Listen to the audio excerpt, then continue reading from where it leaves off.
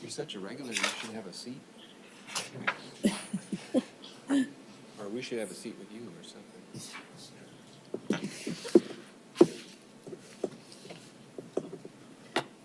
He just gave a thumbs up, I'm assuming, for us. Okay, thank you.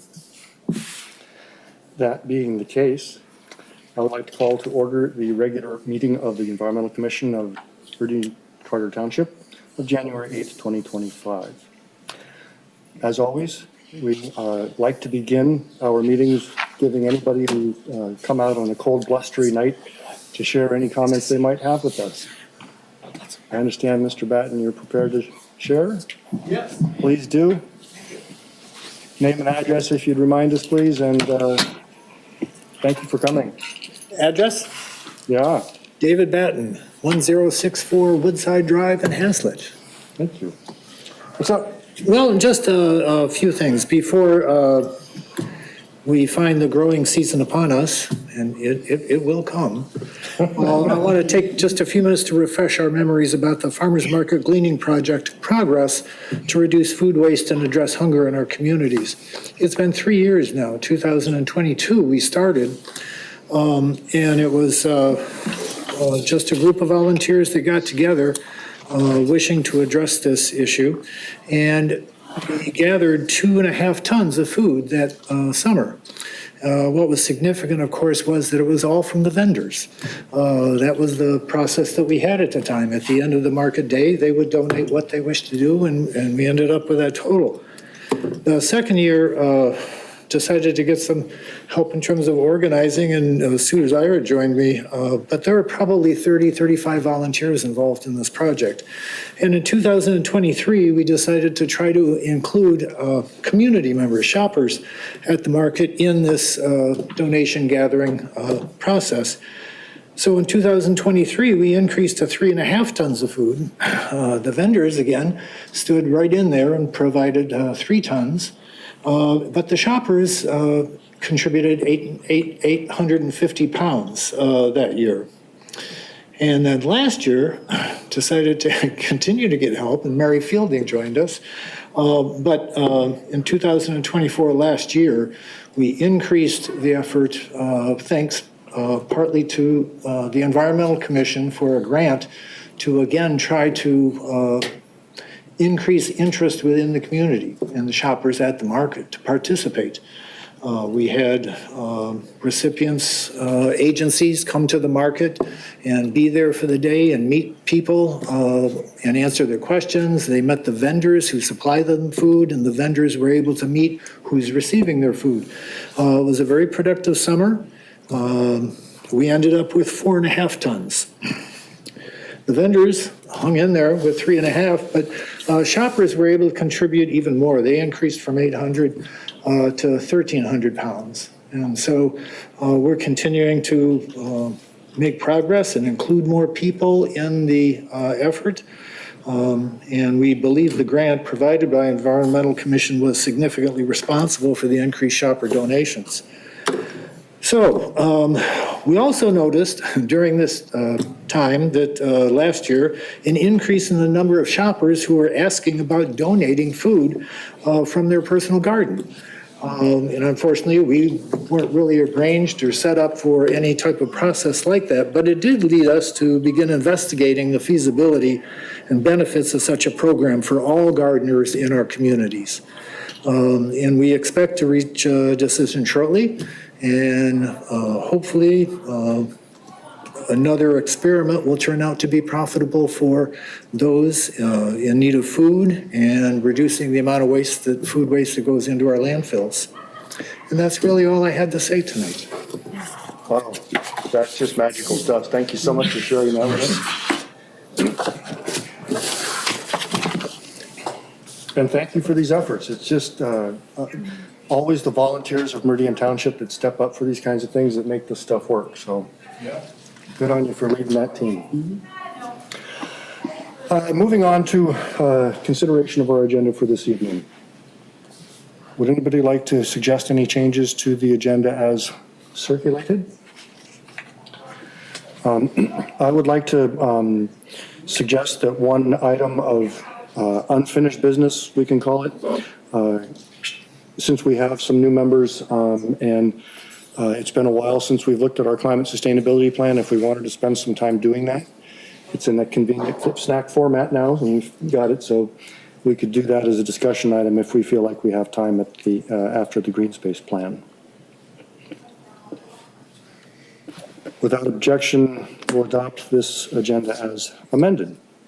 Moving on to approval of the minutes. I have a couple of quick typos that I caught just before we started. And the list of those present in the middle, we have top Fraser. One of my favorite Frasers, the very top of the Frasers, I understand. Then at the top of the second paragraph, the second page, second sentence, paragraph beginning with my name, most of the township had been cultivated until the 1950s. Was what I was trying to say there. And somehow the whole township adjourned at 8:03 p.m.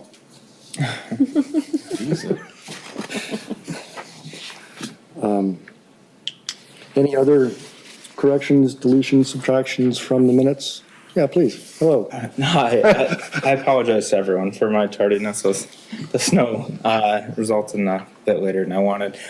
Nicholas Lenz, good to meet you all. My name is spelled incorrectly on the new appointments. Oh dear. It's currently dropped an S, so All right.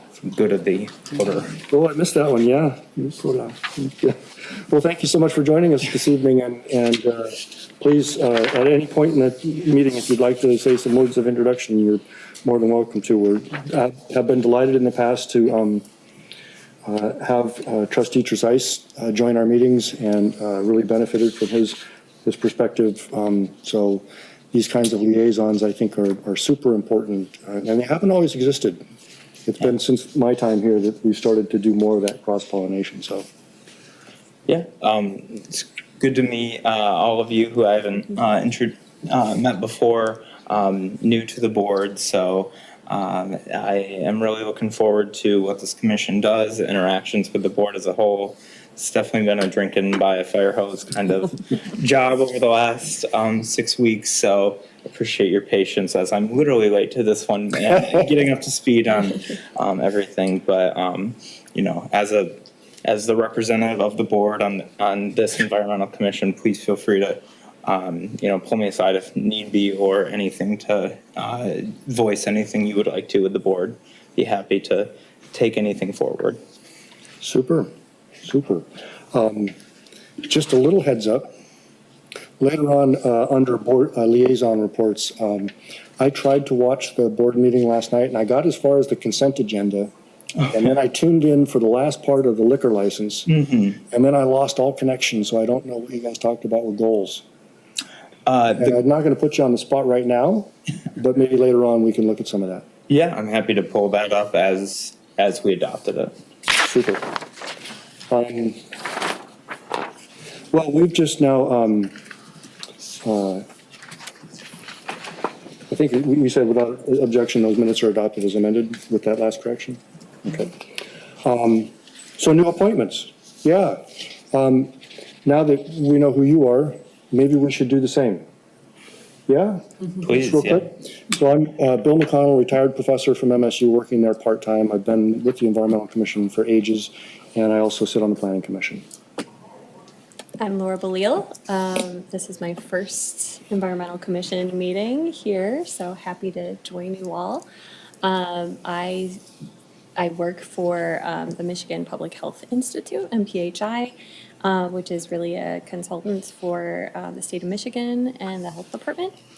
And I've been involved in sustainability initiatives in a variety of different areas. Just really passionate about that. My background's in biology, and all sorts of initiatives with working with the community, and I'm really excited to be here. Yeah, I'm John Sarver, and I'm a retiree, worked for the state of Michigan in the energy office for many years, and after retiring, I was recruited by Leroy to be a member of the energy team, which I continue to do. And then one thing led to another, and here I am on the Environmental Commission.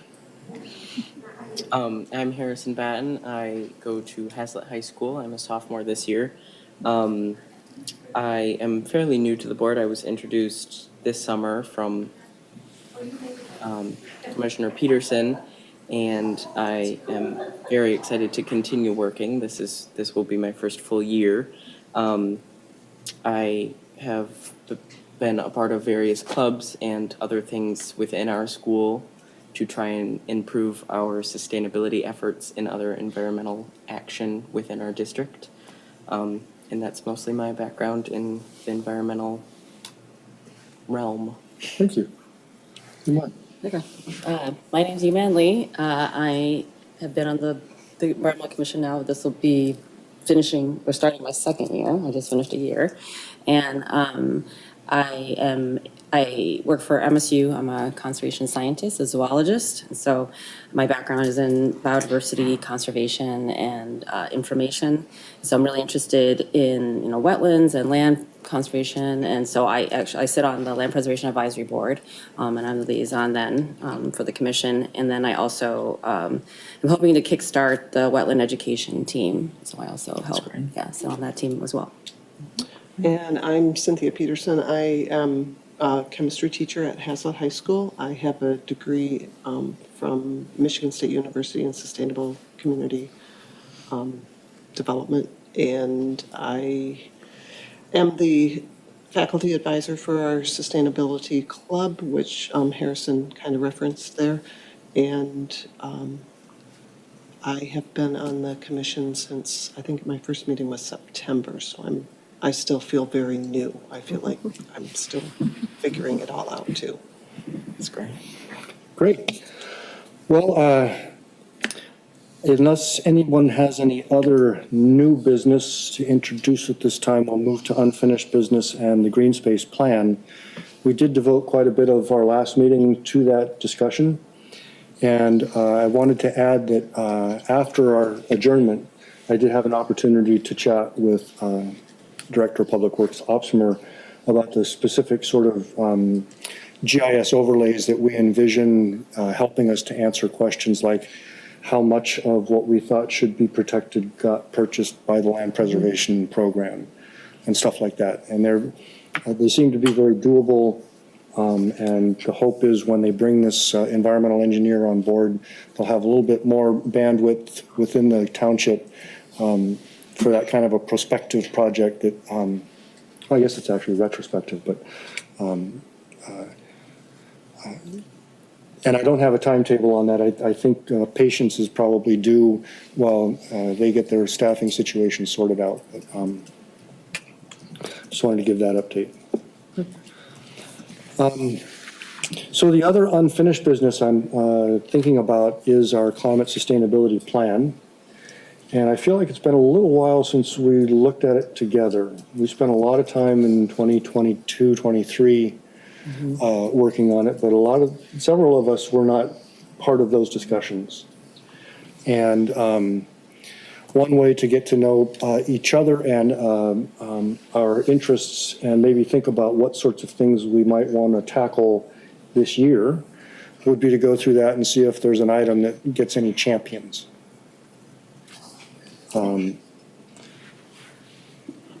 It's fairly lengthy, but it's now in a fairly convenient format.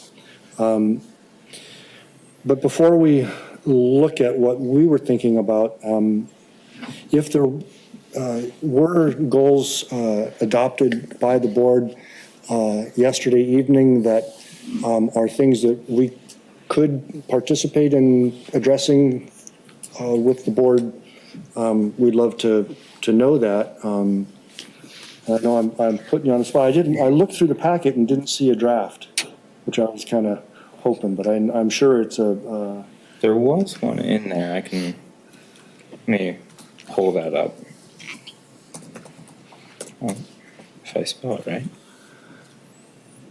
That's my fault for trying to look at township packets on my phone. Page 104, didn't you know? Well, the liquor license was kind of a lot of pages. There was a Yeah. lot of pages in that thing, and as I understood it, the board wasn't super supportive of that particular application. You know, the ones that we took action on, yeah, but there's one up for discussion, so it's Okay. important to vet everyone. I'm happy to read off these 5 goals if that's the format that you want me to go with, Bill. Sure. Okay. Yeah, go for it. Okay. Tell our story better by enhancing communication through social media, homeowners associations, community-wide and major events, and any other mechanism to better engage our diverse, multicultural community. Yay. Provide exemplary service to the community while actively soliciting collaboration from citizens, volunteer boards, commissions, authorities, and regional partners to strengthen the connection between the staff, board, community, and region. So that, of course, is you also. Thank you. Yep. Implement environmentally friendly and sustainable policies for both public and private projects while investing in replacement of aging infrastructure throughout the township. Well, I like that one. Yeah. Enhance our standing as a prime location to develop, own, and operate a business with a focus on redevelopment of our primary commercial areas, downtown Okemos, downtown Hazlet, Carriage Hills, and the Meridian Mall.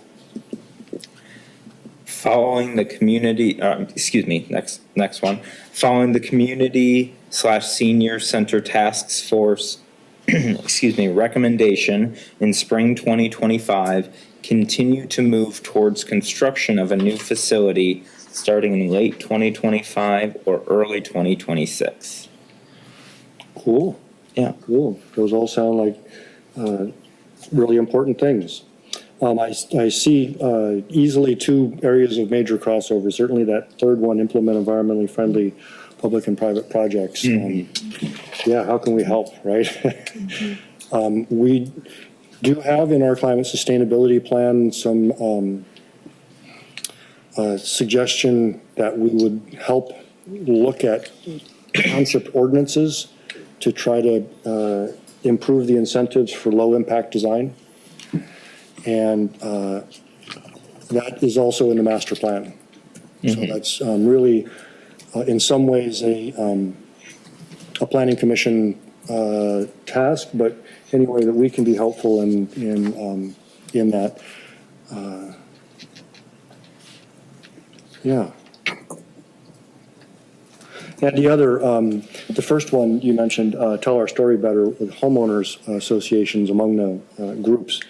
And I also saw some things going through the climate sustainability plan that were about that, such as targeting wetland education efforts at the neighborhood association level rather than trying to hit everybody through a township website or a mailing or whatever. So if that sort of outreach is already being done, I think, by the board in some instances, there were listening sessions. Yeah, and I think expanding that was really the main goal. Well, the township, I think, does a great job with the listening sessions. Plenty of folks cannot attend those based on the hours provided. And I know on the campaign trail, I talked to many people that said that they didn't feel as much communication with the township as they would like. So really just giving people as many opportunities and engaging with, like you said, homeowners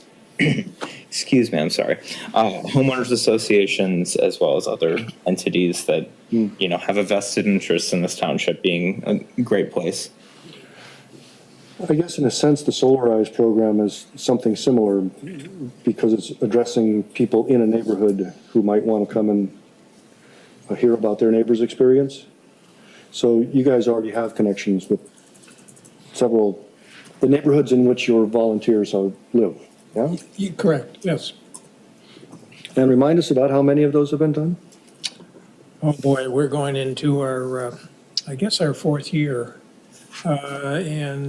We actually started our efforts with Go Solar, which was more just strictly an educational program and used a variety of civic organizations. But then we, as Many of you know, we switched to the solarized model, which is based on the idea of a more of a neighborhood meeting where a homeowner actually talks about his or her experience with solar.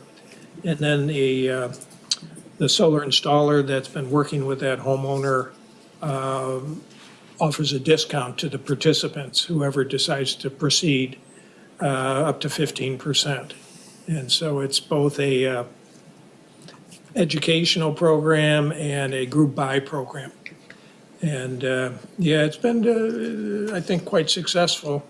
And Bill, you're right to point out the fact that it's really, a lot of it is neighborhood-based.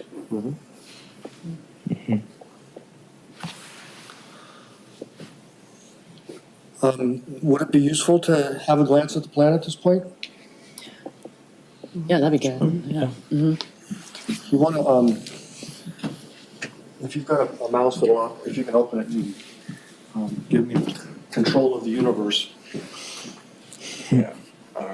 I'm not sure what the best format's gonna be. I guess we'll find out fairly soon. It may be the original PDF, it might be the, Well, if we get that flip snack one, that'd be great.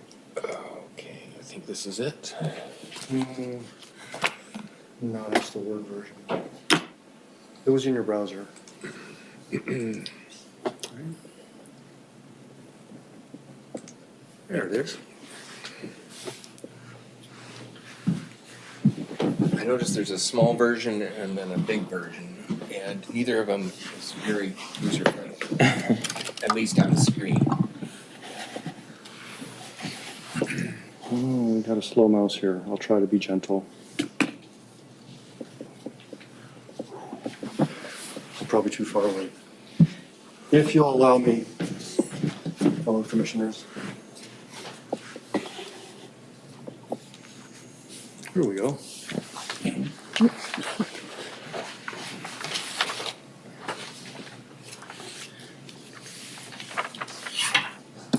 It makes a cool noise when it turns pages too.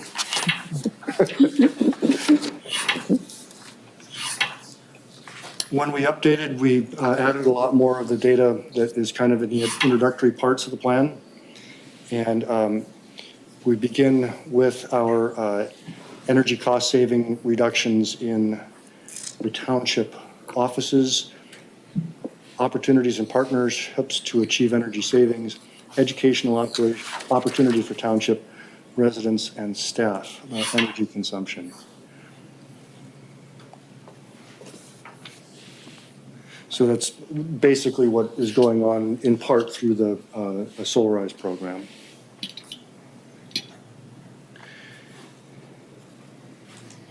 Yeah, it's not really that legible, is it? The PDF might be a little more easier to zoom and move around.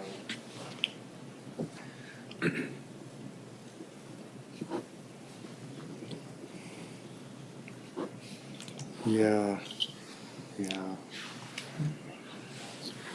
I think you're right. Can you open the other one? Yeah, it should still be up. There? Or, different tab? Let's see. Is that it? Or is that where you were? That's what it is. Yeah. There it is. Yeah. Okay. At least this is zoomable.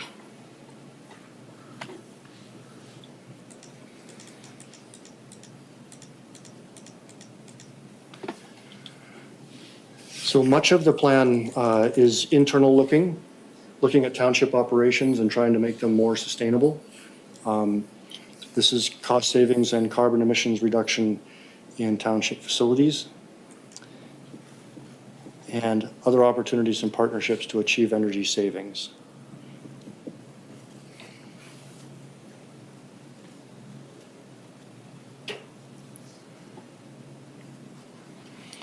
And I would point out that some of these are basically in process at the Planning Commission level. So for instance, addressing the ability of folks to build an accessory dwelling unit on their property is something that's under active consideration. Code hasn't changed, but that's an active analysis the Planning Commission is doing. Educational opportunities for township staff and residents.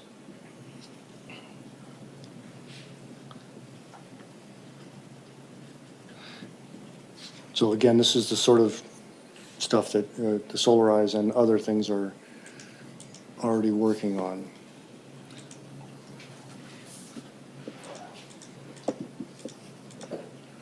All our fancy solar installations.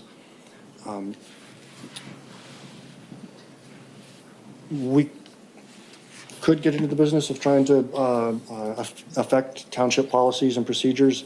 The township ordinance around renewable energy, some of that again is already being worked on with by the Planning Commission. And it's one example of developed renewable energy and other practices that can be an amenity in order to get a variance in terms of density or height or other restrictions. Township facilities, again, and that stuff is just kind of marching along. Yeah, the township has an active plan in place to continue installing. Am I saying that right, John? That's correct, yeah. Yeah, we've made very good progress since the plan was first approved by the township board. Every year we've been making some investments, and so it's been a gradual, but I think very, gradual, but we keep working at it, so it's adding up significantly. Many of these strategies, while some are looking at township ordinances, others are looking at other programs. This one is looking at grant funding, and I know there are occasionally those things out there, and the township has been, especially the Parks Department, has been spectacularly successful in gaining revenue from grants. We haven't engaged in that since I've been part of the Environmental Commission, but if somebody wanted to take the charge and take the lead and do that, the door is wide open.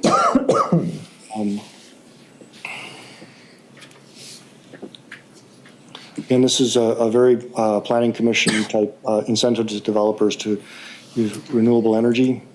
But if there's folks who would like to help the Planning Commission learn more about, and staff learn more about what those incentives look like in other places, so that we can consider them here, those would be great.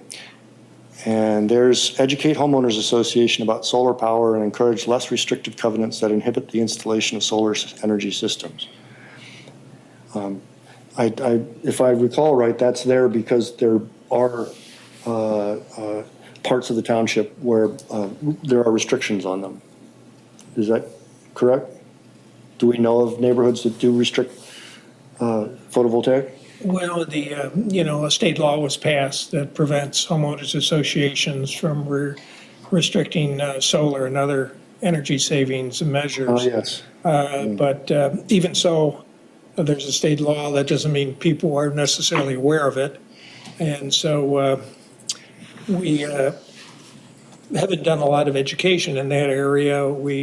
I did a brief presentation at the Green Dialogue just to kind of make those folks kind of aware of it, start getting the information out. And so I guess we'll be looking for opportunities to kind of to continue to let people know that they can't restrict solar and other sorts of energy saving devices anymore. It's against the state law.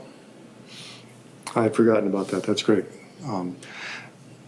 And so we can't quite cross it off the list because there's still some education to do. Yeah, that's right. It's, we have to look for opportunities, like I said, to kind of get the word out to folks.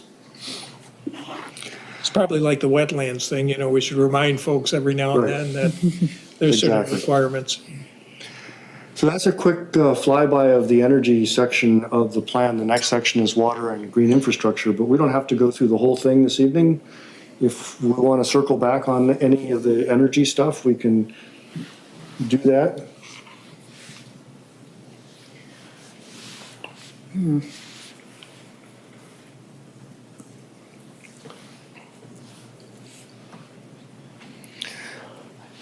In this section on water and green infrastructure, we'll see some of that low-impact design stuff I was talking about, stormwaters, drought.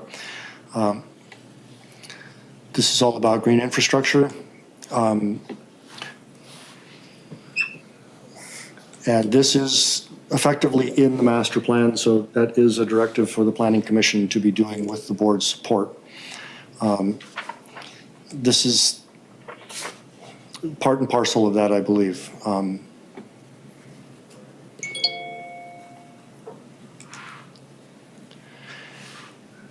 And then we get to wetlands. And this is about strengthening policies. So again, township ordinances, compile and assemble updated inventory and assessment of township wetland quality. That's one of the things that I asked Director Opsimer to look at, answer that question. Let's get together our information on wetland quality that's come from wetland delineations and compile it so that rather than having this sort of relatively crude map that came from aerial photography, we can actually get the data that were collected at those sites accessible and useful for analysis.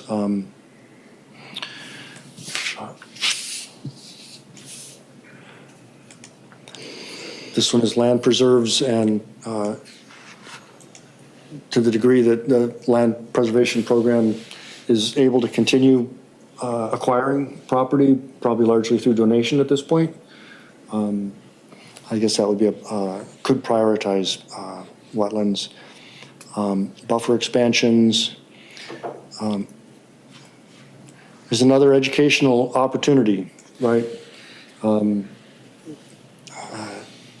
Encourage people to mow less of the lawn, let the back end go, you know, that kind of thing. And we do have some public signage of wetlands. The please don't encroach on signs that we asked the new developers to install, but also some signage. And a lot of this has been done, for instance, here at Central Park. There's interpretive signage on the boardwalks and things. So I feel like the Parks department is really, and I know a lot of the stuff at the land preserves also has some educational materials, but that doesn't mean there couldn't be more. Doesn't mean they can't be updated. Mm-hmm. Yeah, so actually, we've funded, provided funding through the climate sustainability funding from 2024 for some signage. And I did get an update from Emma Campbell that she's ordered and made 5 educational signs. Okay. And they should be coming in January. And they actually, we budgeted, I think, 3 to 5 signs for $3,000 to $6,000, and we got 5 signs for less than $3,000. So so that's great. So we'll have 5 more signs then. Mm-hmm. So we're making progress on this. And that's effectively, it feels like it's kind of becoming a sort of a line item in our the funding that the board provides us. It's something that we continue to expect to increase that over, to maintain that practice. Anything else on wetlands that you wanted to dwell on, Yuman? No, not right now. Yeah. Municipal water, wellhead protection. I don't know that much about wellhead protection, but if anybody wants to champion wellhead protection, but speak now. Or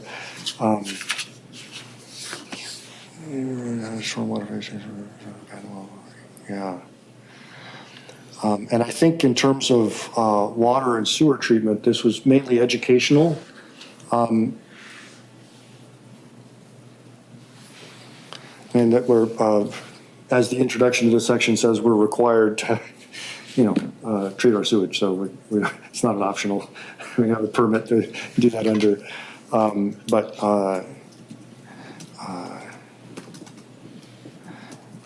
I don't know about minimizing water usage for lawn watering at the township facilities. Somebody could take that up.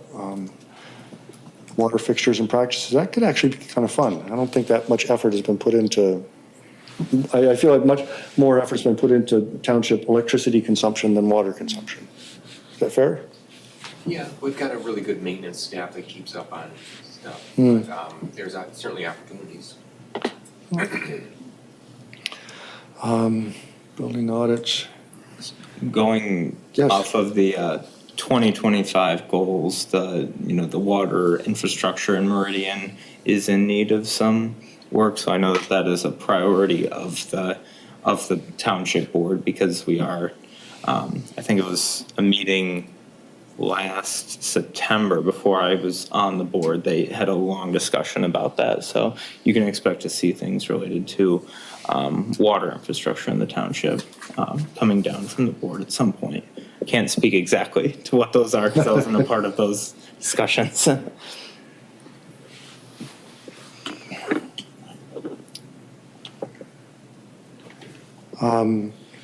So moving on to recycling and waste reduction, this is really, I think, in my mind anyway, kind of the green team and Roy's kind of bailiwick of recycling.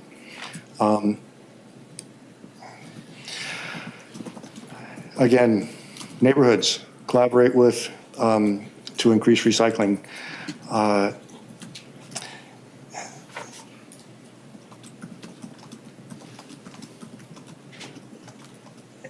And my understanding is that this kind of happens at township staff and township board level.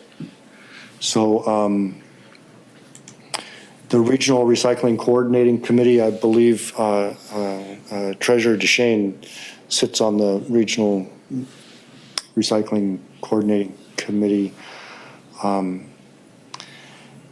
And we've had some cooperation with Granger on this item here, which was a proposal now submitted for the second time third time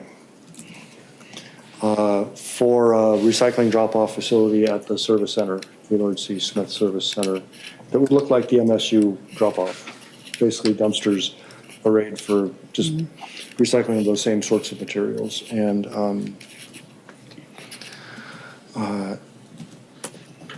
we did fund also some improvements to signage at the Reclaim by Design facility. It was a green grant. Help people get in and out of the site properly.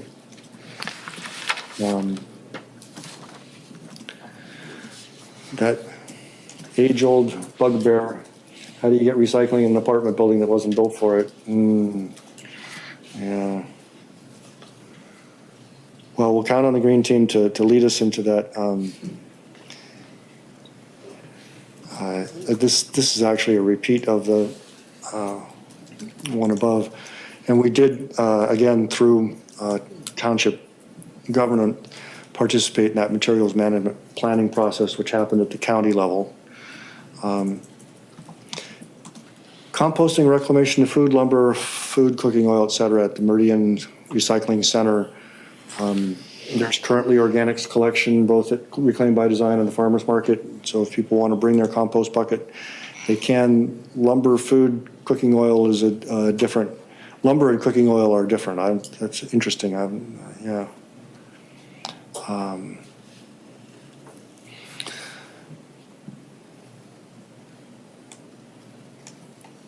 Ingham County hazardous waste. Yeah. I'm just thinking about the whole recycling, especially food waste and stuff. That is one thing as far as at Hazel High School that the Sustainability Club has tried to do some research into and how to accommodate something like that at our cafeteria.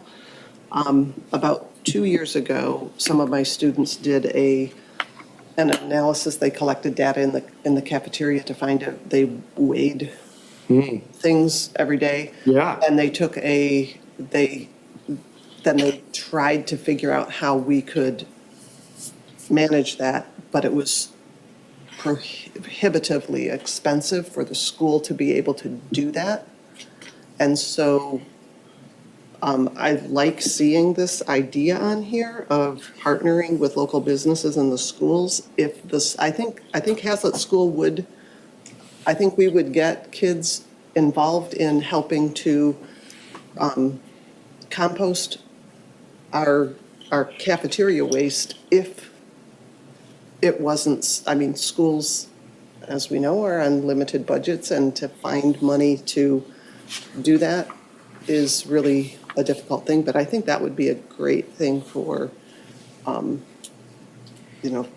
think schools would be very interested in kind of developing something like that. I would love to work with you on that. That's what I do in my day job, and I can give you 2 or 3 options for how to get that done. Okay, that would be, The same folks who service the farmer's market and the recycling center could also service the high school. It's a curb cart that you fill, and they take it when it's full. There's a fee because they haul it to Diamonddale. okay, But technically, the school's not allowed to landfill food, so you've got to do something with it. But there's also on-site options, and we can yeah. talk more about that. And to add to that from a slightly different perspective, Bridget Booth, who is a middle school teacher who I've worked with since I had her in 8th grade, her club, or one of the clubs she leads, is really trying to focus on food waste this year. They're researching their own cafeteria at the middle school, and trying to do exactly that and coming up with options. They've thought about composting or like changing the plates. Like right now, we don't use reusable ones, we just use styrofoam plates, which obviously is not very sustainable, and so that's kind of their current objective right now, is trying to figure that out, and so expanding that past the middle school would, of course, be great. Yeah, we can put you in touch with all the right people. MSU has a compost educator that they hired recently. Does statewide compost outreach. So, Would it be possible to expand this to Okemos? I mean, I know you both are on Hazlet, but I would love to see this township wide. I mean, if we could, strengthen numbers Of course. and, maybe really leverage that together would be fantastic. Even get elementary schools involved. When you get younger children involved, Oh, absolutely. I mean, there's passion, and that just grows public servants, and I would love to see that. I'd be happy to, at least start with our elementary school and talk to them. great. I know that our former commissioner, Val Lafferty, I know has reached out to several schools during, and as well Gabby Meyer, who's kind of leading the food gleaning outside the market, right? So the food rescue operation is theirs, and they've, I know, had contact with various schools about rescuing food at the end of term or whatever it might be, but also I think may have been some discussions about waste management. So I'd be happy to reach out to her and get her recollections on who she's talked to and what kind of, I can tell you, not to throw a huge wet blanket on, but there's a lot of really thorny obstacles in the process, Wow. especially plate waste. If it's something that's been served in the cafeteria and isn't eaten and can't be reserved, that's easy. But trying to get uneaten food off the plate in a way that's clean enough to be useful is really hard. Yeah. So,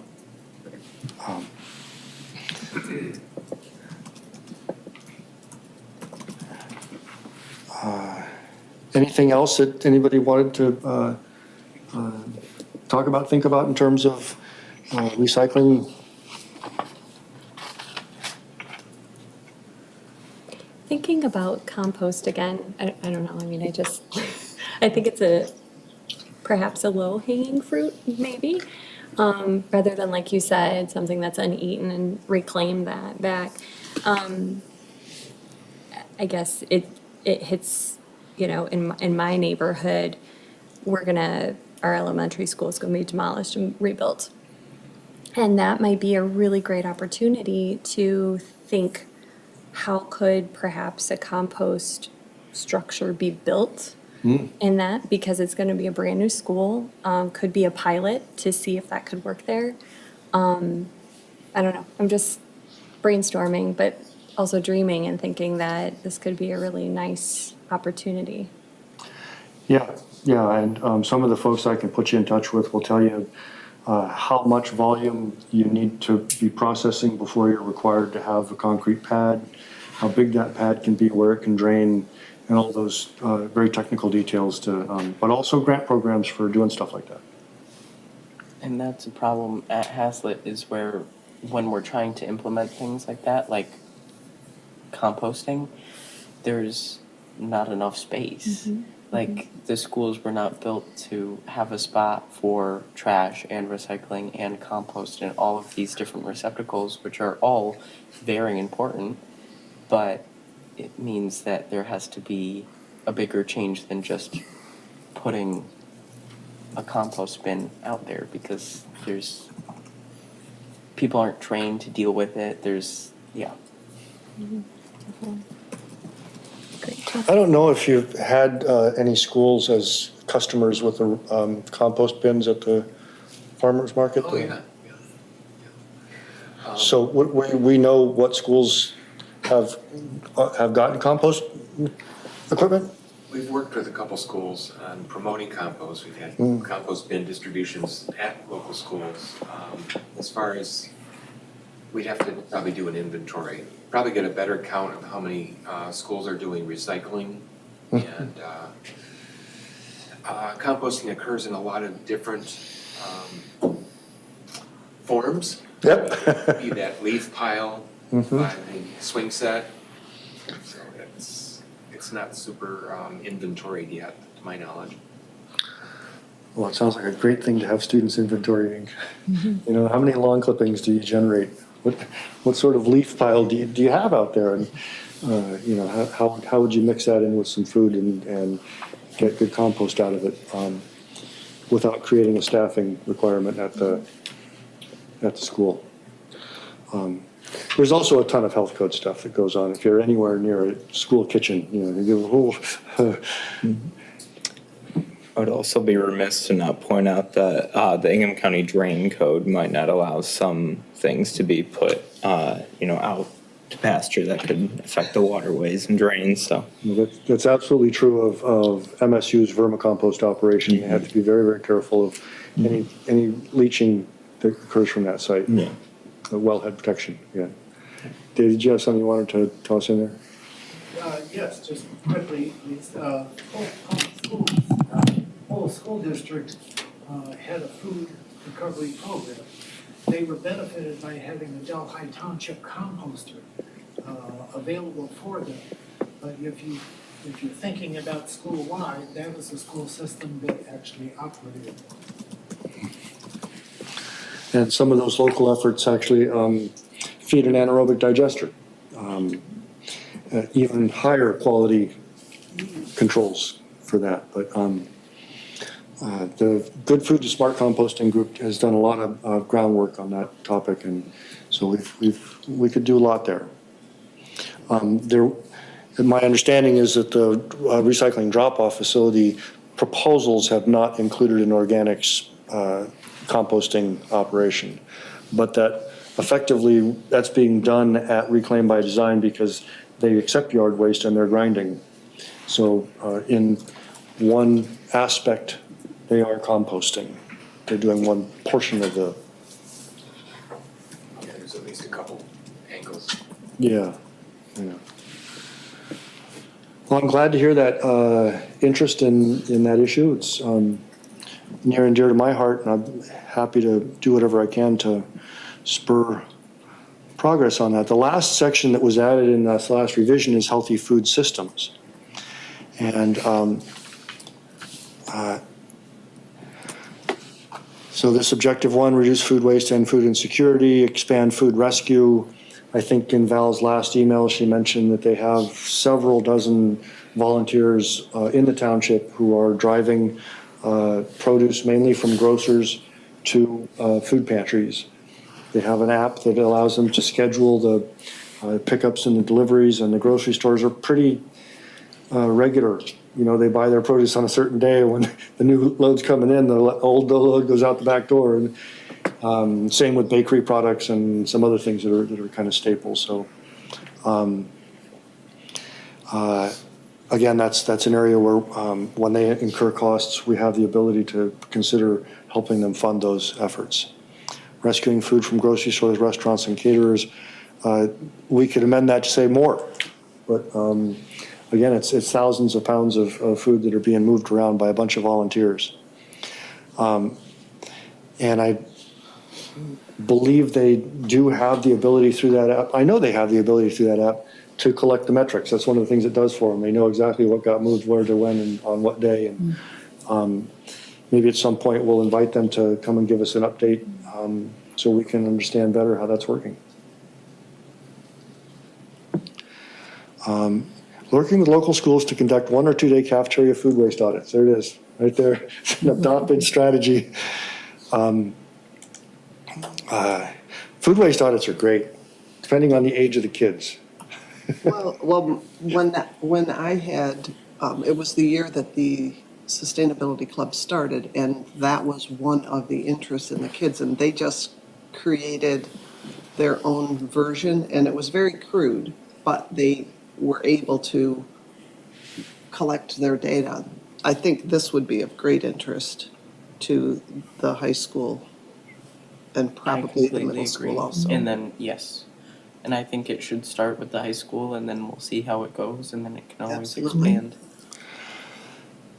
Yeah, we have 2 people at MSU who help student projects with food waste audits. So every once in a while, they'll just divert a curb cart from the pile and dump it on the floor and sort it all out.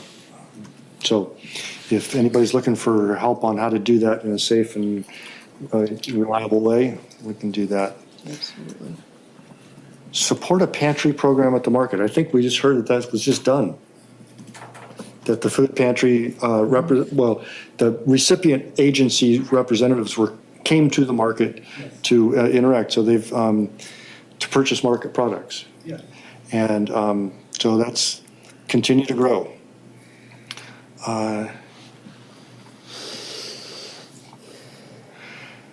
And then I remember here in this increased production and sourcing of locally from the school garden.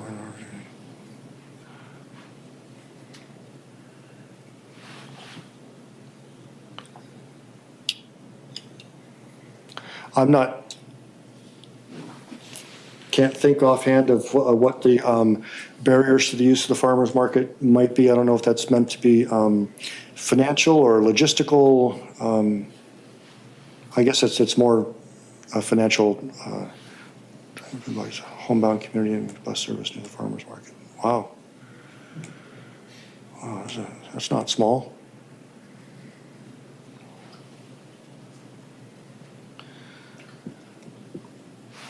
Farm to school and school garden programs in the township. We've supported some butterfly gardens. Yeah. There's been a lot of developments since this climate sustainability plan was written, last rewritten a couple years ago. I'm wondering if it might be good timing for us to all sort of comb through it and look at updates that we might suggest. Yeah. That's exactly what I'm hoping will happen. Consider a pilot residential organic waste pickup within the township. Well, there's one operating in Lansing. I guess they're now expanding into East Lansing, and if anybody wants to take that on as their mission in life, I think the guy in East Lansing I saw was towing them 5-gallon buckets with a bicycle, and that looked like a hard way to make a living to me because some of East Lansing is kind of bumpy, but feasibility of an anaerobic digester in commercial establishments. Again, this is some of the stuff that the food composting group is working on. And there's another very planning commission type deal. So the last section here is about transportation, and I'm not going to go through it in detail because a lot of it is really sort of operational, the fleet of the township and things, which is already in progress. But there is one item that's in the master plan, and it has to do with improving, excuse me, our bike-friendly bike-friendly community status, which is currently at bronze. And Senior Planner Shorkey believes that if we simply adopted a more comprehensive plan, our current township pathway plan is a map, which is a great tool for deciding on expenditures of millage. But without a more comprehensive plan, it's just a map. And, sorry, I'm gonna get a drink of water.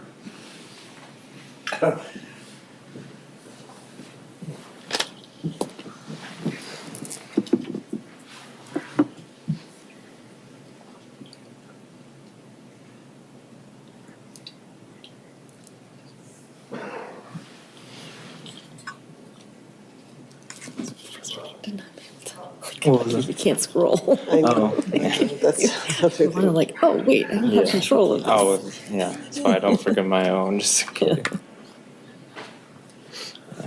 Oh, sorry about that. Again, sustainable transportation is another big interest of mine, and I'm hoping to work on some of these, but if other folks are interested in that topic. Initially, a lot of that would have been picked up by our former Transportation Commission, which no longer exists. So we'd hope to farm that item out, and luckily it still exists in our climate sustainability plan.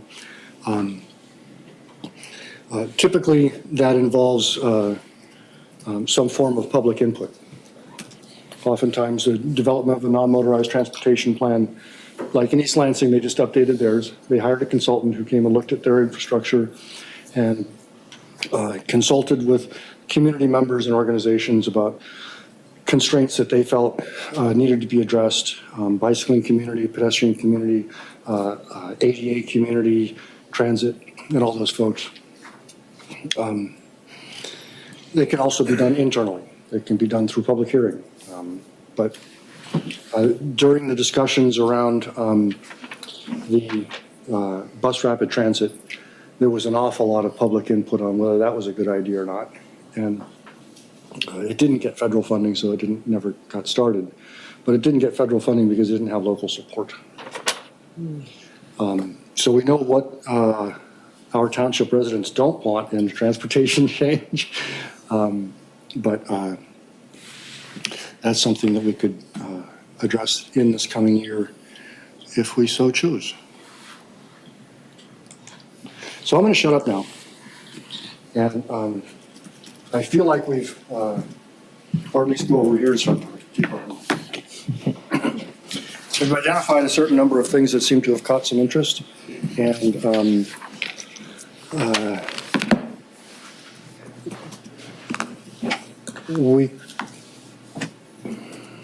well, I'm not quite sure the best way to, a next step.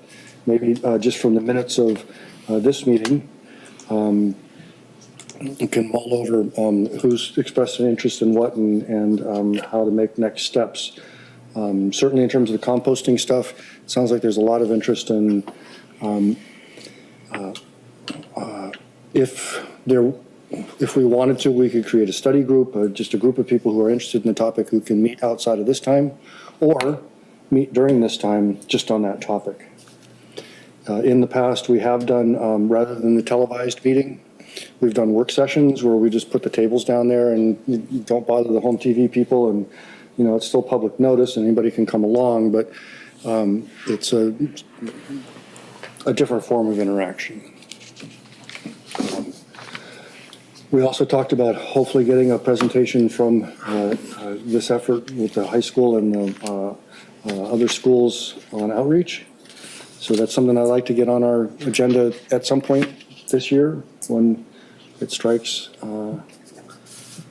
us. I was going to point out during the update for our school, but I am planning on hopefully next month doing a presentation on Earth Club, which are the elementary school sustainability clubs, basically. And that will just be a more comprehensive description of what the club is and what we've been doing, how long it's been going, etc. And yes, so hopefully that will be coming soon. Great, presenting to us. Yes. Yay. All right, looking forward to that. Yes. That's a question. So this was super helpful to go through the plan and talk about like, oh yeah, we've made progress on this and we, who's responsible, who's gonna be working on this. Is someone tracking progress that's being made, on these, goals and objectives for the plan? Or is that something that we could potentially do? I mean, I was just even thinking like maybe it'd be helpful, would it be helpful to like have, like to take these goals and objectives and put it into like an Excel spreadsheet or something, and it says like planning commission is going to be working on this, and then so-and-so is interested in working on this, or this has been done, that kind of a thing. So then come 2027, when we look at the plan and then update it, or before then, we can kind of see where progress has already been made, which ones have already been done, and also help facilitate some coordination and collaboration so that, and maybe that's something we can even post, online or something. So other community members are interested in contributing, they can see, oh, this objective I'm interested in, and I can contact this person, or, oh, no one's working on this, and, or the schools would be interested in this. So I was just curious if someone's already doing that, or, I thought about going through and highlighting, green, it's in progress, cross it is already done. So I'm naturally inclined to that same thing, because it's a long yeah, right, list it's a and lot, hard to grab hold of. I've not seen it in a spreadsheet format, but it would lend itself, it's in a Word document, so it's not hard to just pull out those bullets and stick them into a spreadsheet. And right. I mean, if you want to make a Gantt chart and show us the milestones. I don't go that far. I could do an Excel spreadsheet. But that's effectively what we did when we revised it in 2023, is we went back and looked and said, okay, what did we forget? What's already done? Right. And I skipped over those descriptions, but each of the sections has a preamble that talks about past efforts and accomplishments. Mm-hmm. And so as we delve into a little bit more individually, you'll be able to say, okay, here's all the great stuff we've done, and here's the things that we still think. Some of which will be in progress, some will be planning commission, some of which will be township board. And I personally would find that useful if somebody wanted to take on that organizational task. I mean, I'd be willing to put it into a spreadsheet. I don't have the background like you do, like, oh, so-and-so is already working on this, or this is planning commission, but I could build a spreadsheet, send it around, and maybe everyone can we can take a look at it and we can contribute to it. I'd be happy to update the status as I know for the whole thing. And other folks are welcome to do the same. I was thinking almost something similar, like when we were going through the whole sheet, something that was a common occurrence was like just communication on all of these things. And like in our schools, that's sometimes a problem. Like there's a discrepancy when going from the middle school to the high school and transitioning between buildings, and then not having really a center for communication on this kind of stuff. And I think instead of just watching these meetings and things, having something like that's less background and more just concise information would be great for both us and then even the public to be able to see all of the things that we're trying to do and what we are doing. Agreed. Outputs and outcomes from each of these sections would be, I think, also really useful for us all, especially the new folks, and for continuity on the commission to understand what's been done and here's where we're headed, and things like you said in process, and also who's the champion or contact. I think that would be a fabulous resource, because then members of the community who might be perhaps even interested in joining our commission could say, well, what do they do? And Yeah. what did they, oh, they did all these things. Oh, well, I'm interested in this, and really wrap their arms around those tangible outcomes. Yeah, I like grouping those like items. If there's 13 communications things we want to do, then let's make sure we do those in an integrated way. Yeah, easy. I just, mostly as a question for our staff contact, Mr. Harvey. Because so much of this information lives on a staff basis rather than all of us as volunteers, how much staff time do you imagine it would take, like, in collaboration with whoever creates this living document? I don't want to put undue burden on staff towards something that might not be, or might grow into something beyond what the original scope of the report would be. So I'm just curious what your thoughts on Good that are. question. I guess it depends on how much help the various teams. I mean, one of the things that you don't see is the teams that were involved with each of these projects, like the wetlands team, or the green team, or the energy team. There are a lot of other resources that aren't here that could assist with that project. But I wouldn't say more than about 4,300 hours. No, just kidding. So I'm just curious, like, do you think question. you would have, if Bill has 30% of the information and you have 30, and then the others can be discerned from, different conversations? I'm just trying to Love to make help. sure that you don't turn into a full-time. I'm just gonna put it into a spreadsheet. Other people can populate it. For the latest sustainability plan, we had like a Google document that we shared, and people could edit that, and it might be I could help set up a structure, and then we could fill in the blanks depending on who's active in the various projects, maybe. That'd be great. I love that. That's an action item. Right on.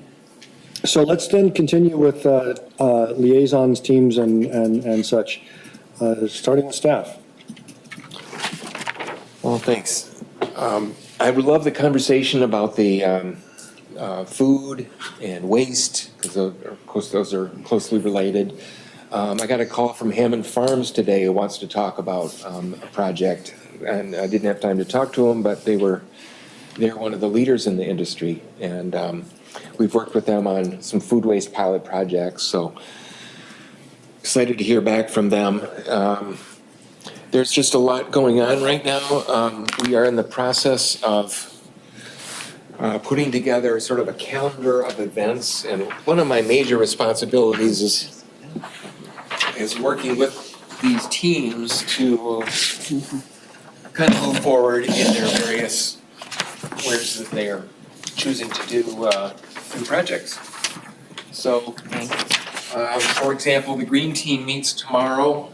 If any of you'd like to join us, it's at 4:00 at Chapwood Cafe. And just talk about the schedule. This schedule will not be this is just a draft. It won't show up like this, but just wanted to give you an idea of some of the diversity of projects, whether it's the recycling days, a food-related initiative, or a green commuting. There's definitely a strong interest in promoting native plants and working with the wetland education team, et cetera. So this is an example of some educational or communication materials that you've developed. And how would it be distributed? I'm working, this is part of a magazine that communications department is helping to put together. I've been working mostly with the green team on the green events. I've also been working with the Green Grant Project, you heard that mentioned, and that's a very popular program that will be opening up in the next month or so, where community members, schools, clubs, nonprofits, even for-profit groups can apply for grants to do things, whether it's a food composting receptacle or something creative, as long as it relates to environmental initiatives. Did you want to mention this glean and grow? Sure, I didn't know that it was already printed up. Well, this is a draft. Well, that's simply what I referred to before. If you could- That is simply finding ways for our community to. Tom, if you could get to a microphone so that you get on the recording. I didn't mean to put you on the spot. Well, that's okay. I basically wanted to mention that a lot of these projects get initiated by people in the community. So part of our effort is to just help support the community's agenda. Oh, okay, a little name change, but that's all right.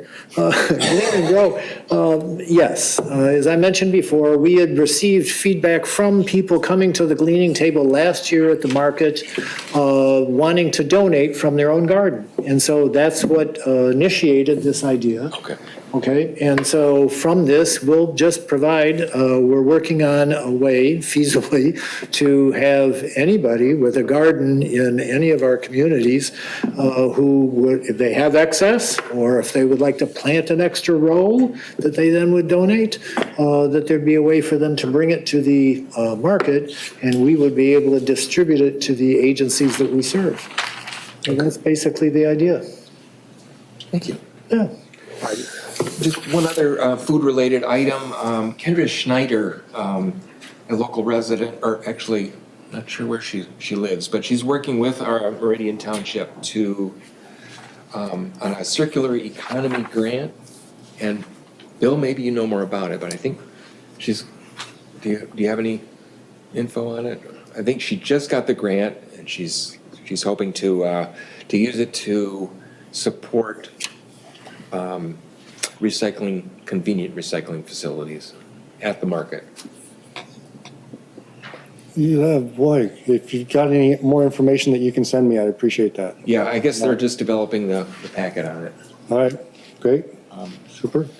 Anyway, that's a quick snapshot. If I mentioned anything you'd like more information on, please let me know. I'd love to help some of the newer members kind of catch up on what's been going on. And in a Google document, updating our climate sustainability plan might be the best way to do that. I don't know.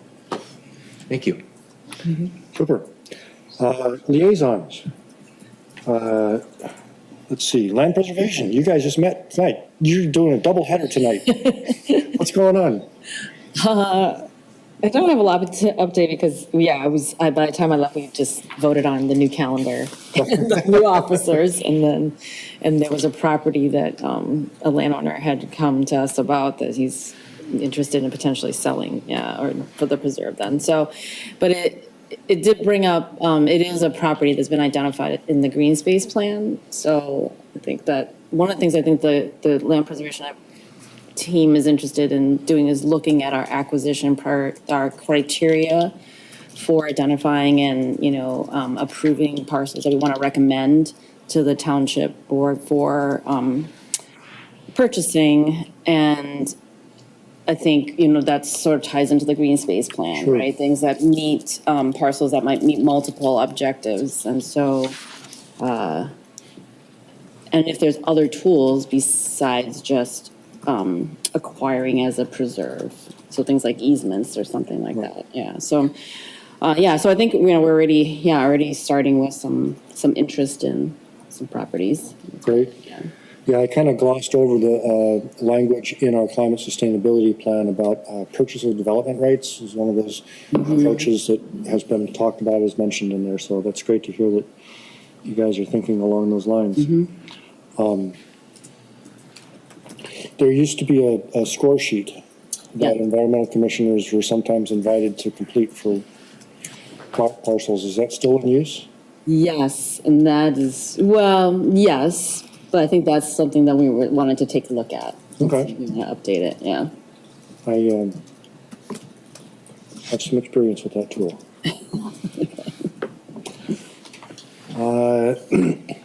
And I can't think of any, the planning commission didn't meet over the holidays, so nothing to report there. How about the township board? Anything besides the goals that adopted that you think might be relevant to the commission this evening? And by the way, thanks for adopting the consent agenda and getting our new members here on the books. Appreciate that. It was dicey for a second there.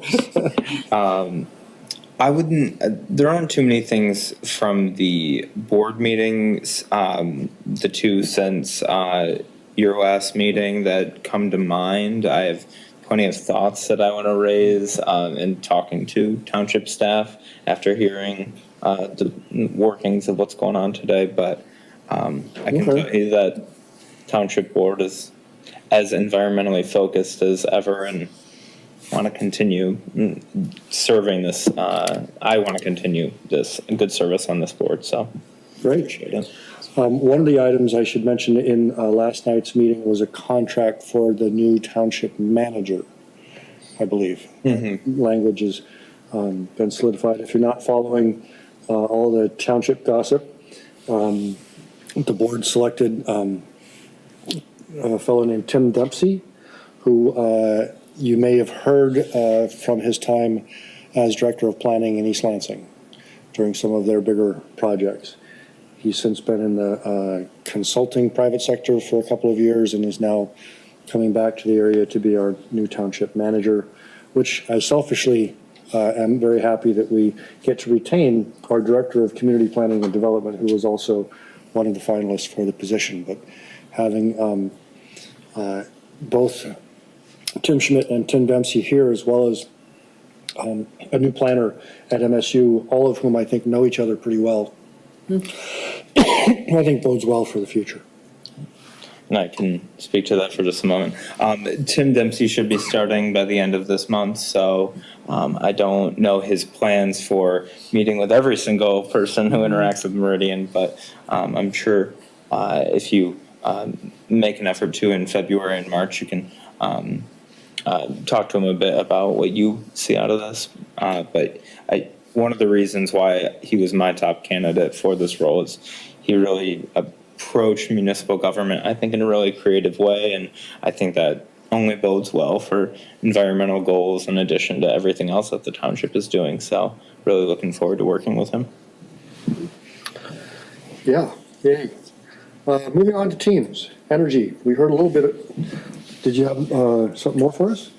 Yeah, we did meet in December at Schuler's Cafe, so it was the first time we'd had an in-person meeting for a while. The purpose was to brainstorm, activities for 2025. And so we talked about how we could improve Solarize. We'd want to do it again in partnership with Williamston Township, East Lansing, and Absolute Solar. And we're talking about ways to increase attendance. We also talked about how we might participate in the Green Fair in June 21st. For example, encourage some EV owners to be there to kind of do a show and tell and talk to people, answer their questions about electric vehicles, have some electric yard equipment to display and, talk to people about the advantages of electric yard equipment. We talked also about maybe doing some workshops on Zoom. Maybe one about EV ownership, one maybe again about electric yard equipment. The last thing we kind of briefly talked about was we've been involved with a community solar feasibility study for the region in partnership with public sector consultants and the city of East Lansing and city of Lansing. And we are looking at getting the final feasibility study very quickly. I saw a draft recently. And so the energy team will kind of digest that feasibility study and come up with some ideas, recommendations for the Environmental Commission and the Township Board about what, if anything, we can do with respect to a community solar project. And when I say community solar, what I mean by that is a central array that different residents can lease or buy a panel and get some sort of financial contribution, a bill credit, or some other sort of financial compensation for the the energy that their panel and the value of the energy their panel generates. So that's kind of the sorts of things we had talked about. Wow. You guys just keep marching forward. Plug it away. So, electric yard equipment, I just read that East Lansing is considering an ordinance change. They've got some public feedback. Our friend Cliff Walls is over there in the middle of that one. It's going to be a sort of they're talking about sort of a phase-in thing like Ann Arbor did, where you've got 5 years, start with the commercial operators and work your way to the individuals, so. Is this the leaf blowers? Yeah, Yeah, right, yeah, particularly the leaf blowers. right. And also, I was reading something else about solar in the township and I saw something about Aldi, which didn't ring any bells. But Absolute had done a project or is doing a project with Aldi? Oh, I'm not aware of that. Interesting. Okay. Remind me, factoid, the biggest array in the township is on top of Target? Yes. Yep. So far, but I'm sure we'll get it back coming up very soon. Any other questions or comments on the energy team? Green, do we need to add anything else on green team in Top's absence? Just, since the meeting is tomorrow at 4 o'clock, at Chapel Cafe, which serves great coffee, by the way. Dave will be there, and I'll be there if you're interested in getting involved with the green team. It's a fun group, so that's my promo. If you don't like the green team, you can start your own group too. Well, we expect an itemized, prioritized list of goals for 2025 at the end of that meeting. Oh, sweet. Yeah, put that on the agenda for Good next luck with month. that. Green burial. We had some discussion of that at our last meeting and got some factoids from Director Opsimer about just how challenging it will be financially to set aside a portion of a township cemetery for something other than what it's currently doing. So I hope the green burial group can digest that and continue to plow forward. Sorry. Green grants. I see this draft includes a promo for the green grants to. Yeah, there's been money set aside again to, I think it's $20,000 for green grants. There's also a climate sustainability fund for additional grants that are maybe specified by staff or other projects that don't necessarily fit into the green grant structure. I know Director Opsimer is going to be looking for some ideas of how to spend that money, which wasn't fully spent last year, so keep that in mind. I'm happy to talk to you about those projects further if you have questions. All right, that takes us to high school. Okay, so the Earth Clubs, we had our winter break, and so we hadn't been meeting. Just 2 days ago, we had one at Raleigh, which is one of our elementary schools. It went really well. It's always a lot of fun. This week's, I guess, theme or project was to replicate the soil layers.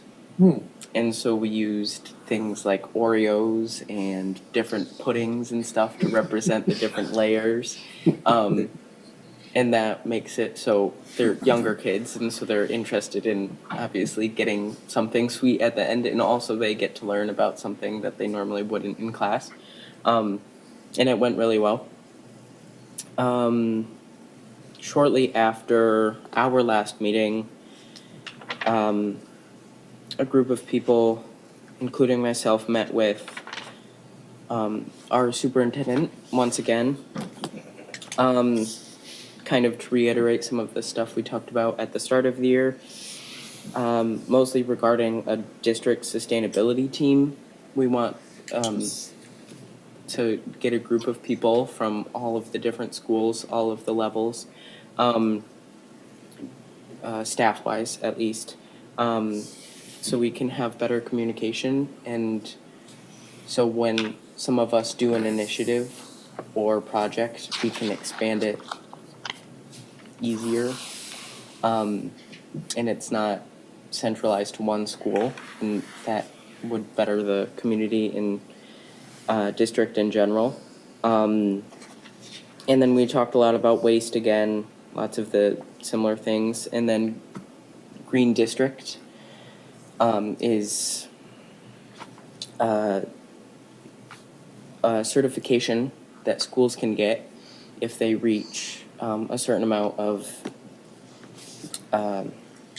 activities that they've completed. It's through Michigan on a higher level, and we're trying to expand that to more schools. The middle school has this certification, and we want our whole district to be a green school, and so that would be another thing that the district sustainability team would try to expand.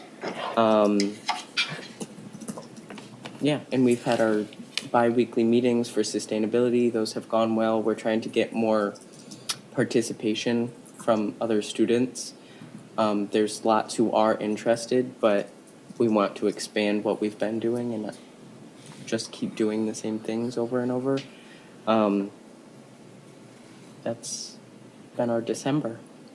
Wow. Again, as always, blown away. It's just so wonderful to hear.